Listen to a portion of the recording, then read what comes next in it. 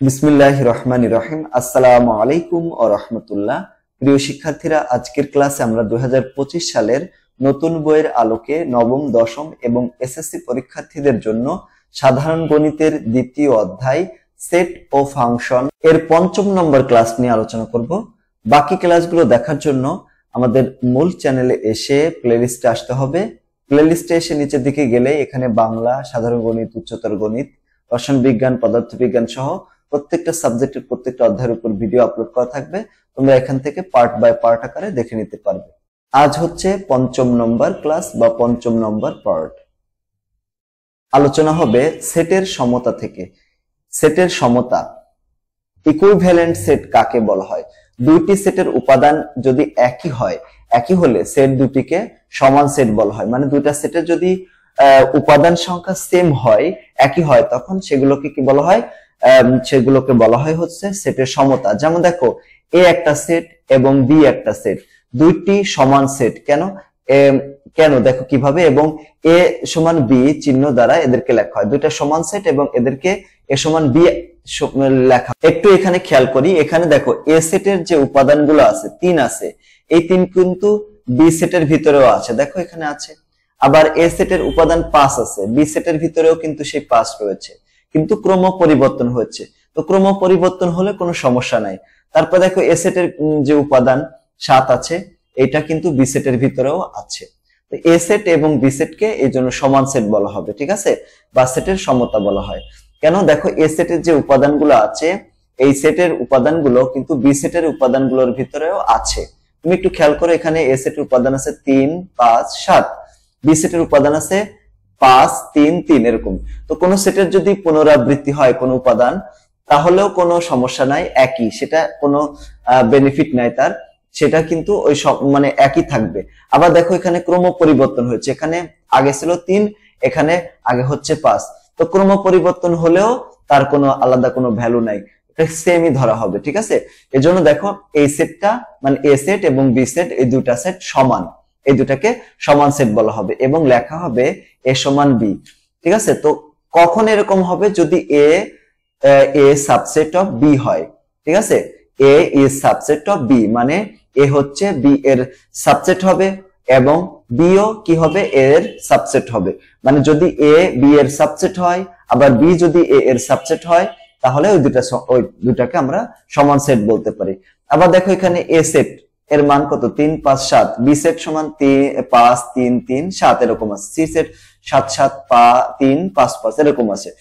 তো দেখো তো এখানে এ সেটের উপাদান কত? 3, এইটা বি সেটের ভিতরেও আছে, সি সেটের ভিতরেও আছে। আবার এখানে এ সেটের বাকি যে উপাদান আরেকটা রয়েছে দ্বিতীয়, যেটা 5, এখানে এই 5 কিন্তু আছে বি সেটের ভিতরেও এবং সি সেটের ভিতরেও আছে। আবার এ সেটের উপাদানের সংখ্যার ভিতরে 7 আছে, বি সেটের ভিতরেও আছে, আবার সি সেটের ভিতরেও আছে। তাহলে এগুলোকে আমরা কি বলবো?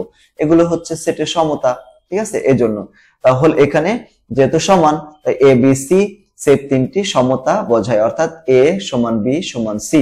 এখানে বিশেষভাবে আমাদের যেটা খেয়াল রাখতে হবে বা মনে রাখতে হবে, সেটা হচ্ছে সেটের উপাদানগুলোর ক্রম বদলালে বা কোনো সেট বা কোনো উপাদান পুনরাবৃত্তি করলে সেটের কোনো পরিবর্তন হয় না। কোন সেটের যদি উপাদান সংখ্যা ডাবল হয়ে যায়, দেখছো এখানে 3 আছে একবার, এখানে 3 হচ্ছে 2 বার, আবার এখানে 5 আছে একবার, আর এখানে আবার 2 বার আসলো। তো এখানে এক্সট্রা কোনো বেনিফিট না, ওটা সেমই, একই। তাই বলা হচ্ছে যে কোনো উপাদান পুনরাবৃত্তি করলে বা ক্রম বদলালে কি, প্রথমে এখানে 3 আছে, এখানে 5, এখানে আবার 7 আছে, এটাকে বলা হয় ক্রম বদলানো।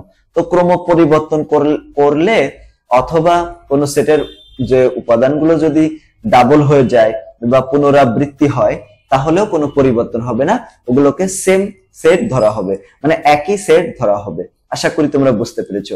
এখন আমরা খুব গুরুত্বপূর্ণ একটা বিষয় নিয়ে আলোচনা করব, সেটা হচ্ছে সেটের অন্তর, ডিফারেন্স অফ সেটস। শিক্ষার্থীরা, তোমরা যদি আমাদের নবম এবং দশম শ্রেণীর বিজ্ঞান বিভাগের যে কোর্স রয়েছে সেখানে ভর্তি হতে চাও, মাত্র 550 টাকায় তোমরা 5টা সাবজেক্ট পড়তে পারবে: পদার্থ, রসায়ন, জীববিজ্ঞান, সাধারণ গণিত, উচ্চতর গণিত। তাও আবার সপ্তাহে 7 দিন, প্রতিদিন 2টা করে ক্লাস। তোমরা যদি ভর্তি হতে চাও তাহলে এই নাম্বার 01620103495 নাম্বারটিতে যোগাযোগ করো।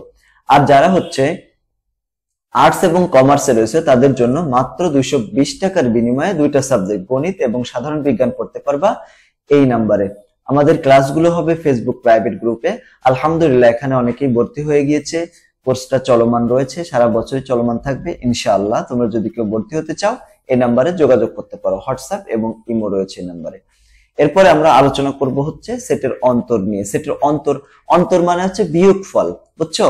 তো মনে করি একটা সেট এ, এর উপাদানগুলো হচ্ছে এগুলা 1 2 3 4 5 এরকম, বি সেট হচ্ছে 3 5 এরকম। তো সেট এ থেকে বি এর উপাদানগুলো বাদ দিলে যে সেটটি হয় তা হচ্ছে কি, দেখো এখানে বি সেটের উপাদানের ভিতরে হচ্ছে 3, এই 3 সংখ্যাটা এখান থেকে এ সেট থেকে বাদ দিয়ে দেবো। আবার এখানে সেটা একটা উপাদান রয়েছে বি সেটের, সেটা হচ্ছে 5, এই 5টাও এখান থেকে বাদ দেবো। তাহলে এখানে থাকে কি, দেখো এই যে 1 থাকে, তো 1 লিখলাম, 2 থাকে 2 লিখলাম, আর থাকে এই 4, এই 4 লিখলাম। তাহলে 1 1 2 এবং 4 হয়, এবং এটাকে লেখা হয় এরকম ভাবে লেখা হয় এ বাদ বি, মানে এ বিয়োগ বি, এবং এটাকে পড়া হয় এ বাদ বি আকারে। এটাকে কিভাবে পড়তে হয়, এই যে চিহ্নটা, এই চিহ্নটা হচ্ছে বাদ বা একা দ। বাদ মানে কি, বাদ মানেই তো বিয়োগ করা বা কাউকে কোনো কিছু থেকে বাদ দেওয়া, তাই না, এরকম। তো এখানে এই যে চিহ্নটার নাম হচ্ছে বাদ।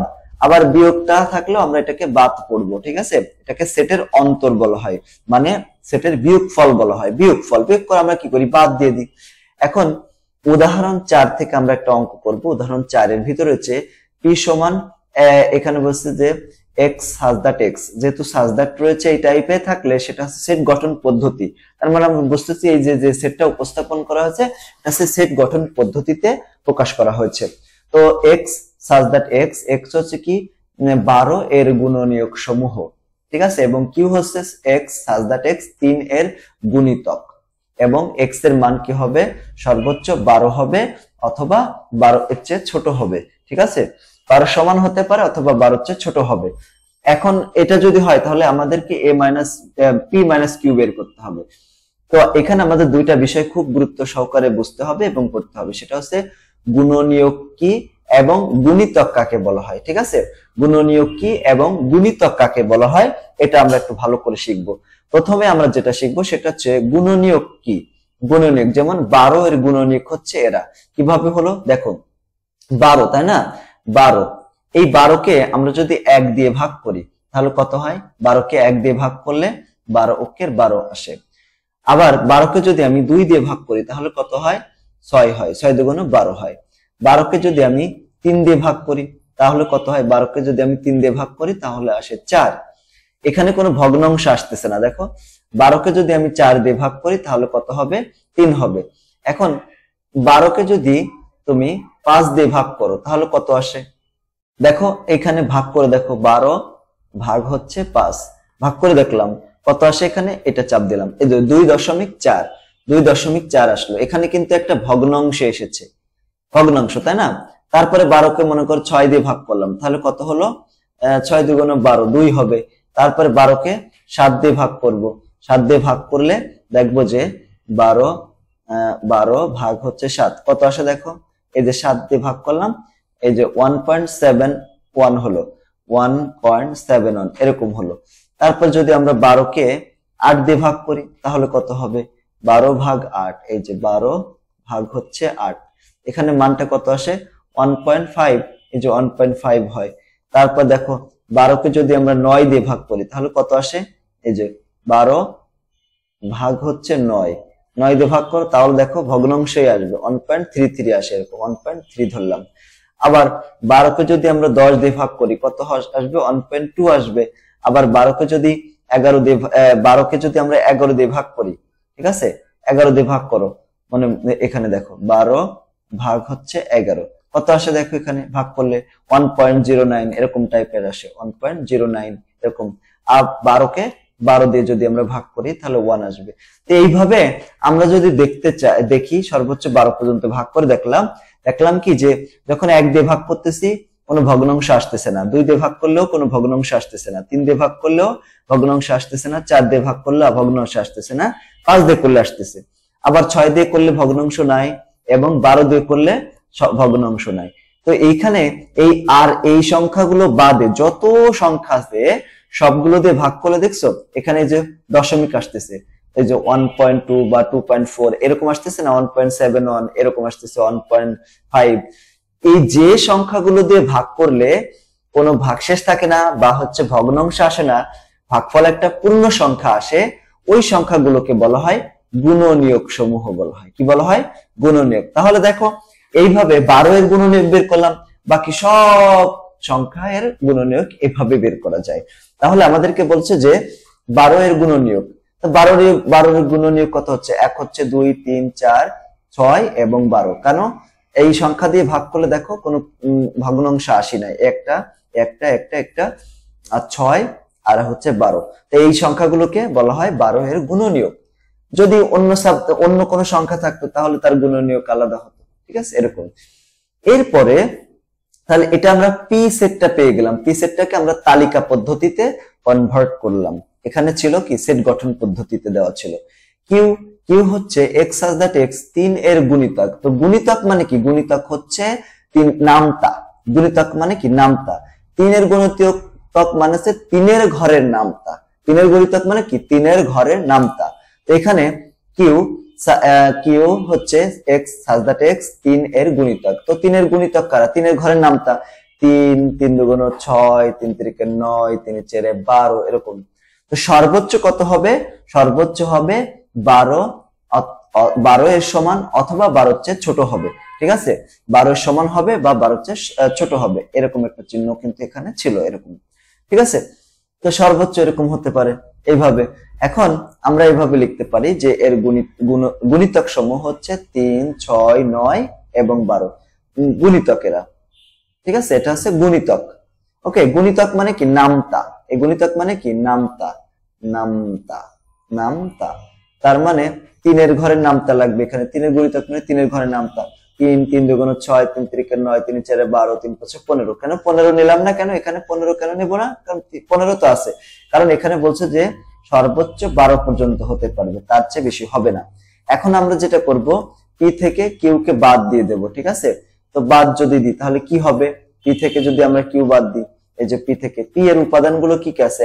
1 2 3 4 6 এবং 12 আছে। আর কিউ এর উপাদান আছে 3 6 9 12। এখন এই যে 3, এই 3 এখান থেকে বাদ দিয়ে দিলাম। এই যে, তো এখানে দ্বিতীয় সেটের যে উপাদানগুলো আছে তা প্রথম সেট থেকে বাদ দেবো। প্রথমে কত আছে? প্রথমে দেখো আছে হচ্ছে 3। এই যে 3, এই 3টাকে এখান থেকে বাদ দিলাম। তারপর কত? 6। এই 6 কিন্তু এখান থেকে বাদ দেবো। তারপর কত? 9। 9 তো এমনিতেই নাই, তাই ওটা তো আর বাদ দেওয়ার প্রশ্নই ওঠে না। যা যার ভিতরে নাই তা বাদ দেবো কিভাবে? তারপর আছে 12, এই 12 বাদ দিলাম। তাহলে থাকে কি? দেখো, এই যে বি সেটে কি থাকলো কি না থাকলো সেটা আমাদের দেখার কোনো বিষয় নাই। এখানে দেখতে হবে এ সেটের ভিতরে কারা কারা আছে। 1 অবশিষ্ট আছে, 2 আছে আর 4 আছে। তাহলে এটার উত্তর হবে 1 2 4। তার মানে এদের বিয়োগফল হবে বা অন্তর হবে বা হচ্ছে ডিফারেন্স বা হচ্ছে এ পি বাদ কিউ যদি আমরা করি তাহলে কত হবে? 1 2 4 হলো। 1 2 এবং 4। তো এটাই হচ্ছে সেটের অন্তর। সেটের অন্তর এভাবেই বের করতে হয়। আশা করি তোমরা এটা বুঝতে পেরেছো। প্রিয় শিক্ষার্থীরা, ইনশাআল্লাহ পরবর্তী ক্লাসে আমরা আলোচনা করব সেটের সার্বিক সেট নিয়ে। তোমরা যদি কেউ আমাদের কোর্সগুলোতে ভর্তি হতে চাও, এই নাম্বারে যোগাযোগ করতে পারো। আর যারা হচ্ছে রামপুরা এর আশেপাশে রয়েছে, অর্থাৎ ব্র্যাক ইউনিভার্সিটির আশেপাশে যদি কেউ থাকো, তা আমাদের অফলাইন ব্যাচে সরাসরি ভর্তি হতে পারো। সবাইকে ধন্যবাদ। আসসালামু আলাইকুম ওয়া রাহমাতুল্লাহ।